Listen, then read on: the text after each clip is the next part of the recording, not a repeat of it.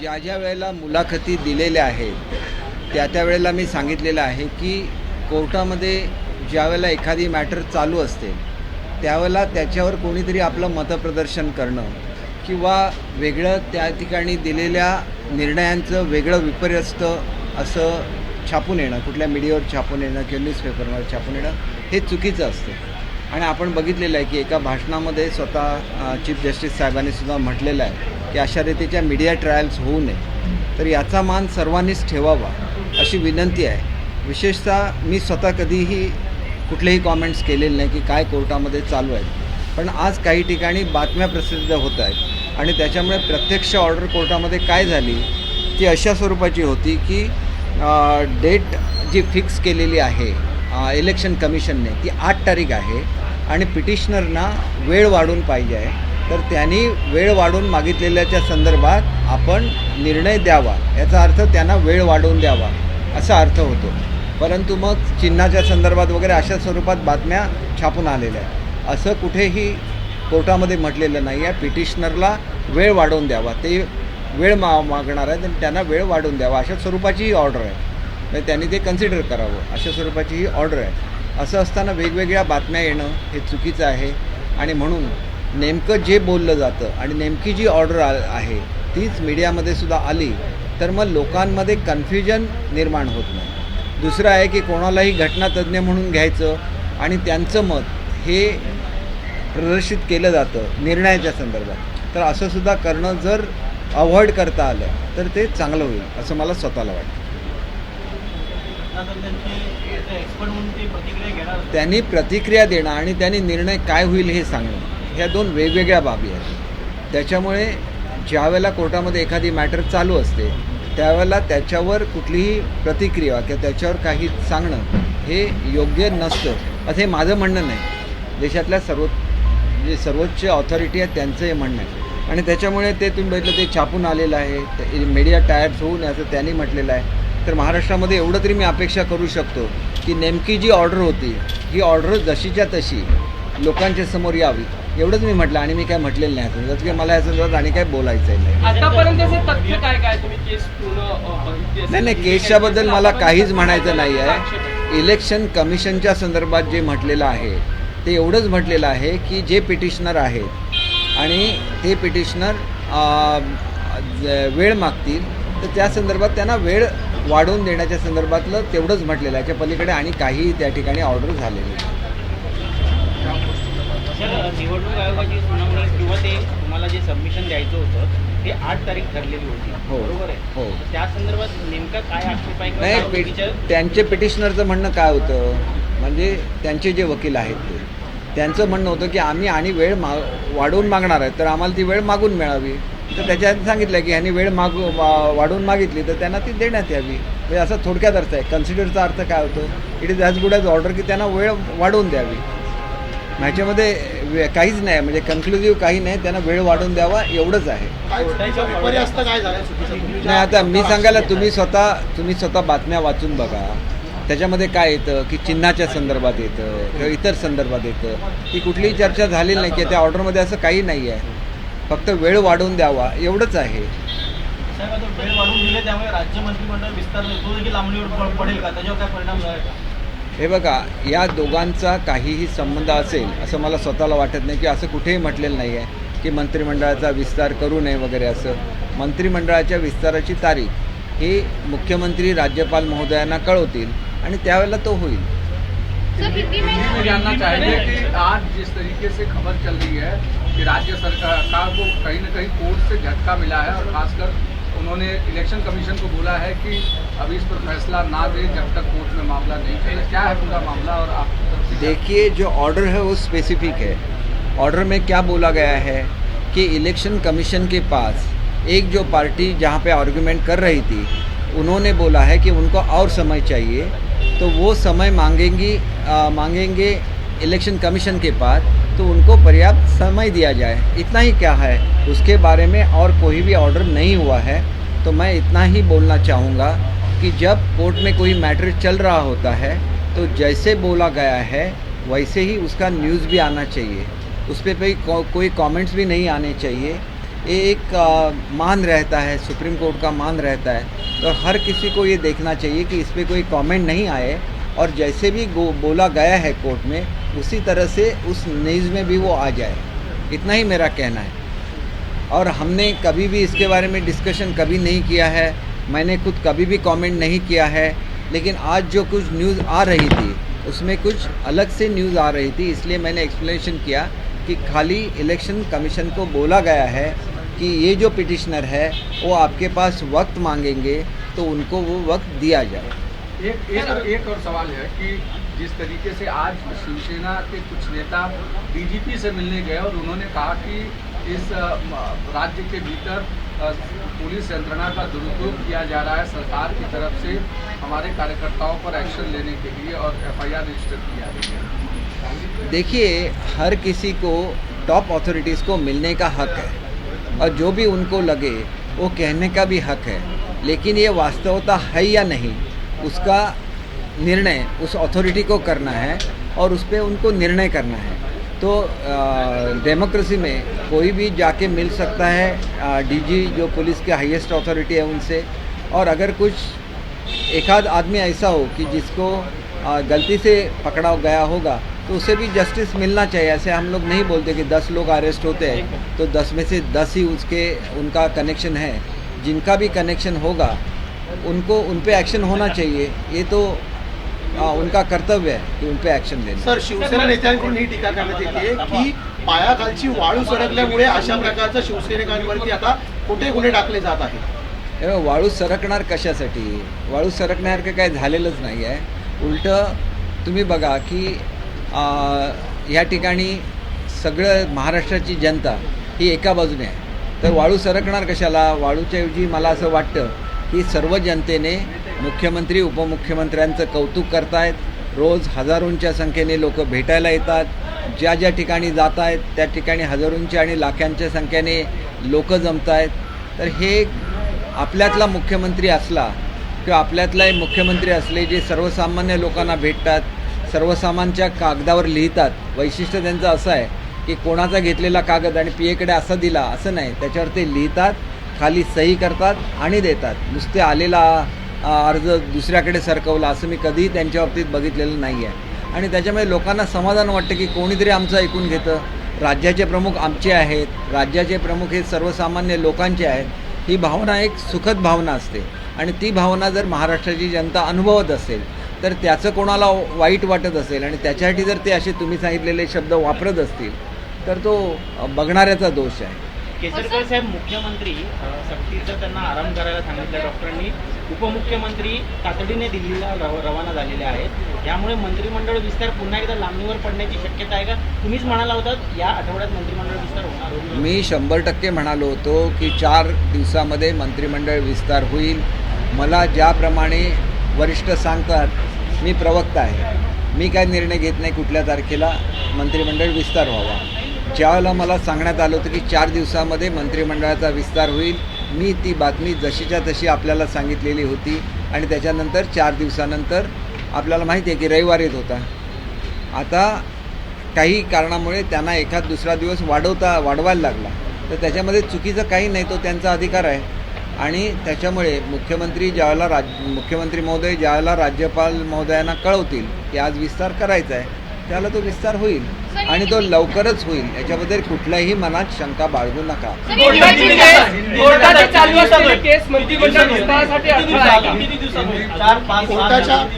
हे बघा, याच्यामध्ये 1-2 दिवसापेक्षा जास्त आणि वेळ लागावा असं मला स्वतःला वाटत नाही। आणि समजा त्यांना उद्याच करायचं असेल तर त्यालासुद्धा कुठलं बंधन नाही आहे, शेवटी ते त्यांच्या मनावर आहे। आणि त्याच्यामुळे शेवटी असं असतं की याद्या ज्यावेळेला फायनल होत असतात त्यावेळेला दिल्लीच्या फ्रिक्वेंटली व्हिजिट्स करायलाच लागतात। ज्या वेळेला एवढ्या वेळेला दिल्लीला जातं आहे त्याच्या अर्थी तुम्ही समजलं पाहिजे की याद्या जवळजवळ फायनल होत आलेल्या आहेत।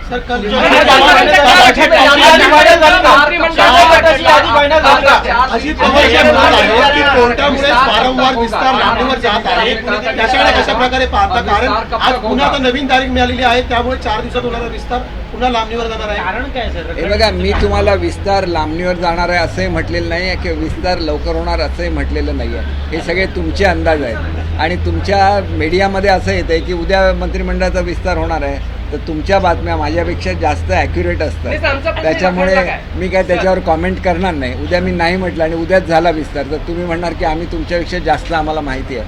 तर तुम्हाला नेहमी जास्त नाही माहिती सर, असते. रखडण्यामागचं कारण काय एवढं चार- विचारतो. रखडण्यामागचं कारण काय आहे? कारण का महिन्याहून जास्त झालं कोर्टाचं त्याचं कारण कारण आहे. काय? अहो रखडला कुठे? मी तुम्हाला सांगू, साऊथमध्ये एका राज्यामध्ये एकच मुख्यमंत्री होते आहेत, आता सध्या सुद्धा ते मुख्यमंत्री आहेत त्या आणि राज्याचं त्यांचे उदाहरण 3 या राज्याला कशाला? कशाला काय दिलंच पाहिजे ना. तुम्ही असं एक गोष्ट लक्षात घ्या की असं प्रत्येक ठिकाणी चालू असतं की महिनाभर तर सर्वसाधारणपणे जातोच मुख्यमंत्री आणि उपमुख्यमंत्री नेमल्यानंतर आणि त्याच्यानंतरच विस्तार होत असतो. अनेक ठिकाणी हे झालेलं आहे. त्याच्यामुळे महाराष्ट्रामध्ये थोडंसं वेगळ्या पद्धतीने सगळ्यांना उत्सुकता आहे लवकरात लवकर सगळे मंत्रिमंडळ यावं म्हणून तुम्हाला तो वेळ जास्त वाटतो. म्हणजे आपण ज्याला खूप आतुरतेने वाट बघत असतो त्याला एखादा दिवस सुद्धा मोठा वाटायला लागतो. विस्तार कब तक होगा? विस्तार कब तक होगा? खासकर आपने कहा था कि 4 दिन के भीतर विस्तार होगा. आमची लिस्ट फायनल झाली की नाही ह्याचं उत्तर शिंदे साहेब आपल्याला देऊ शकतात. सर, विस्तार हिंदी में जानना विस्तार कब चाहेंगे। तक होगा? और आपने कहा था कि 4 दिन के भीतर विस्तार होगा. कल की संभावना जताई है वो टल गई है, कैसे देखा? टल रही है वो आप बोल रहे हैं, मैं कैसे बोल सकता हूँ टल तो कब गई तक है? विस्तार हो रहा है? वो तो मुख्यमंत्री साहब का प्रिरोगेटिव रहता है. उपमुख्यमंत्री साहब से बात करके वो अनाउंस कर देंगे कि किस तारीख को विस्तार हो रहा है. आज लेकिन लग रहा है आपको कि जिस तरीके से आज सीएम छुट्टी पर है, डीसीएम दिल्ली चले गए, विस्तार कल होने की संभावना, और अगर होनी होती तो आपने सारे जो संभावित मंत्री हैं उनको बुला लिया क्या आपने? नहीं, ये सब आप ही बातें कर रहे हैं, मैं इसके बारे में क्या बोलूँ. आप मुझसे ज़्यादा जानते हैं इसलिए आप ही सब बातें करते हैं और लोग भी आप में ज़्यादा विश्वास करते क्या हैं. सर? मैंने तो एक छोटी सी चीज़ बताने के लिए एक प्रेस कॉन्फ्रेंस ली थी कि जो कोर्ट में जैसे ऑर्डर हुआ है उसी तरह से उसको मीडिया में भी आना चाहिए और ये आना ही योग्य है, ऐसे मेरा कहना है. और उस तरह से ये ऑर्डर आप खुद चेक कर लीजिए कि क्या ऑर्डर थी और उसी तरह से आप उसको लाएंगे मीडिया में तो मैं आपका सबका बहुत आभारी रहूँगा. इथं संजय राऊत यांना 8 ऑगस्ट पर्यंत ईडी कोठडी वाढवून दिलेली आहे. त्याचबरोबर त्यांनी सांगितलेलं आहे की जे काही सुरू आहे सुनील राऊत जे राजकीय सर, हिंदी कंटिन्यू शुरू है. नहीं, इसका जवाब शिंदे साहब आपको दे सकते हैं. आज उनकी तबीयत ठीक नहीं है. जब मैं उनको मिलने के लिए गया था तो डॉक्टर साहब उनको चेक कर रहे थे.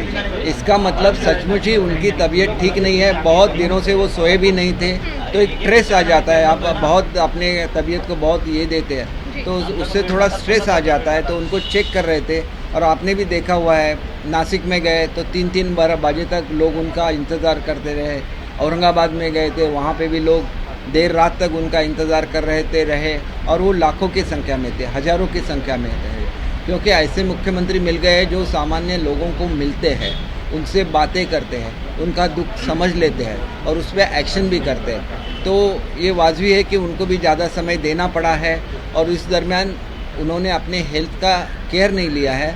तो इसके लिए ऐसे जो रहते हैं नेता तो उनको चेक करना पड़ता है उनकी आरोग्य के बारे में. वही वो जनरल चेकअप था और उनको डॉक्टर ने बोला है कि एक आध दिन आप ये लेंगे, रेस्ट लेंगे तो आप बिल्कुल. सर, लेकिन 10 तारीख से पहले हो जाएगा मंत्रिमंडल विस्तार. 10 तारीख से पहले होने की संभावना है. आप हमेशा मुझसे बुलवा लेते हैं और फिर मुझे से पूछते हैं कि वो क्यों नहीं हुआ. तो ये बोलना अच्छा नहीं है.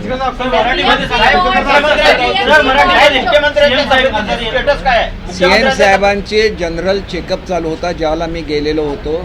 ते आजारी नाही आहेत परंतु त्यांनी स्वतःला ओव्हरस्ट्रेन करून घेतलेलं आहे. कित्येक दिवस ते झोपलेले नाही आहेत.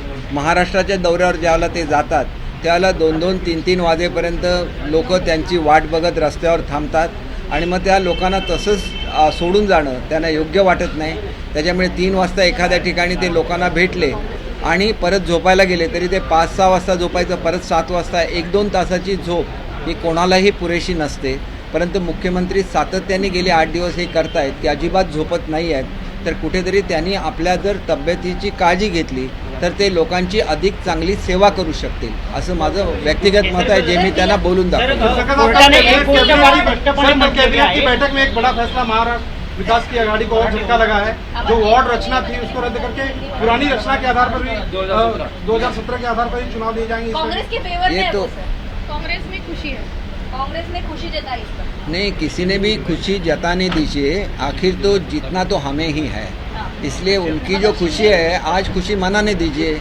जब रिजल्ट आएगा तो हम लोग खुशी मनाएंगे, क्योंकि हमारे ही जो युति के कार्यकर्ता है वो हर जगह पे जीतने वाले हैं, क्योंकि महाराष्ट्र की जनता हमारे साथ। क्या BMC वार्ड की पुनर्रचना करने की वजह क्या थी? ये मैं नहीं बोल सकता, जिन्होंने की उनको पूछना पड़ेगा। सर लेकिन सर, ये मतलब बीएमसी कोर्टा चुनाव में संदर्भात जो एक है प्रश्न वो आहे। शिंदे गुट और बीजेपी एक साथ चुनाव मैदान में उतर बिल्कुल सकते हैं? बिल्कुल लड़ेंगे हम, हर इलेक्शन इकट्ठा लड़ेंगे, चाहे वो कॉरपोरेशन का इलेक्शन हो, चाहे वो नगर पालिका का इलेक्शन हो, चाहे वो जिला परिषद का इलेक्शन हो, चाहे वो पंचायत समिति का इलेक्शन हो, या तो छोटा से छोटा जो इलेक्शन रहता है वो ग्राम पंचायत का रहता है, उसमें भी हम इकट्ठा लड़ेंगे।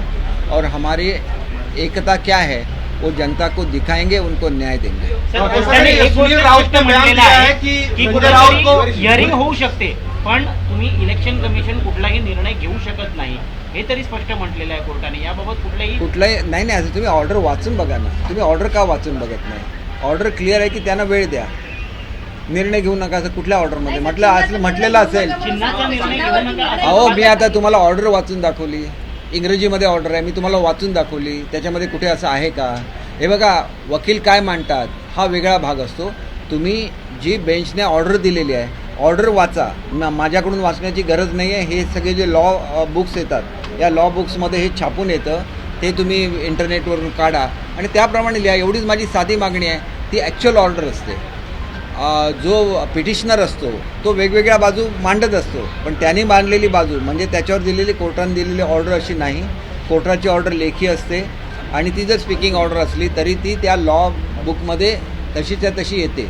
इतर ठिकाणी काय छापून येतं मीडियामध्ये हे महत्त्वाचं नसतं, त्या तुम्हाला ती इंटरनेटवर मिळेल आणि ती तुम्ही इंटरनेटवर बघा आणि मग तुम्ही तशी ती छापा, एवढी मी सर्वसाधारण साधी विनंती केलेली आहे आणि आपण या विनंतीचा मान ठेवाल अशी मी सुनील अपेक्षा राउत ने बयान दिया है कि एक साजिश के तहत संजय राउत को फंसाया जा रहा है, जल्द से जल्द 2 से 3 दिन में एक प्रेस कॉन्फ्रेंस लेंगे और पूरे डॉक्यूमेंट के साथ मीडिया के सामने आएंगे। देखिए ये सब अंदाज रहते हैं। मैं भी ऐसे बोल सकता हूँ कि वो जो एनवलप पे लिखा हुआ था वो सुनील राउत जी का हस्ताक्षर है या नहीं, वो भेज दीजिए हस्ताक्षर तज्ञ के पास। ऐसे भी हम लोग कुछ भी बोल सकते हैं ना, उस बोलने से क्या होता है? वो तो सचमुच में किसका हैंड राइटिंग है उसको चेक करना चाहिए, तो आपको मालूम पड़ेगा कि साजिश कौन कर रहा है। साजिश तो ऐसे व्यक्ति के खिलाफ होती है जो एक महनीय व्यक्ति होता है, और कोई भी लिख सकता है किसी भी एनवलप पे, और वो हस्ताक्षर किसका है वो भी चेक करना चाहिए, ऐसे मेरा मानना है। लेकिन ये करना न करना वो जो इन्वेस्टिगेटिंग एजेंसी है उसका काम है, इसके बारे में मैं क्यों बोलूँ? तो इन्वेस्टिगेशन चल रहा है तो इन्वेस्टिगेशन चलने दीजिए, फिर उसके क्या बारे में कोर्ट में आज बहस भी चल रही है, तो इस पर हम लोग ऐसी चीज़ों में कभी भी कमेंट नहीं करते हैं, आगे भी चल के कभी भी कमेंट नहीं करेंगे। राजकीय सूडबुद्धीने कारवाई केली जाते असं सुनील राऊत म्हणतात, संजय राऊतचे भाऊ आहेत आणि त्याचबरोबर 8 तारखेपर्यंत पोलीस कोठडी त्यांना वाढवून दिली याचा अर्थ असा आहे की कोर्टाने वाढवून दिलेली आहे, याचा स्पष्ट अर्थ असा आहे की त्यांच्यावर सूडबंदीने कारवाई होत नाही आहे, नाहीतर कोर्टाने वाढवून दिली नसती कस्टडी। किरीट सोमय्या म्हणतात की प्रताप सरनाईक आता पवित्र झाले, कारण ते अंशात आले म्हणून ते पवित्र होतात। अजब युती हे बघा, मी आपणा सर्वांनाच विनंती करतो की एजन्सीजना आपलं काम करून दे। मीडियामध्ये काय येतं आणि खरं तर लोकांनी मीडियासमोर येऊन काहीही स्टेटमेंट देण्यापासून लांब राहिलं पाहिजे, कारण स्टेटमेंट येतात त्यावेळेला इन्व्हेस्टिगेशन चालू असतं, स्टेटमेंट येतात त्यावेळेला कोर्टामध्ये केसेस चालू असतात, याच्यावर कुठल्याही तऱ्हेचा दबाव येणार नाही या कसलाही परिणाम होणार नाही, याची काळजी प्रत्येकाने घेतली पाहिजे असं मला वाटतं आणि मी ते त्यांच्या हिताच्या दृष्टीने तसं ते त्यांना विनंती करतो। एबीपी माझा, उघडा डोळे बघा नीट।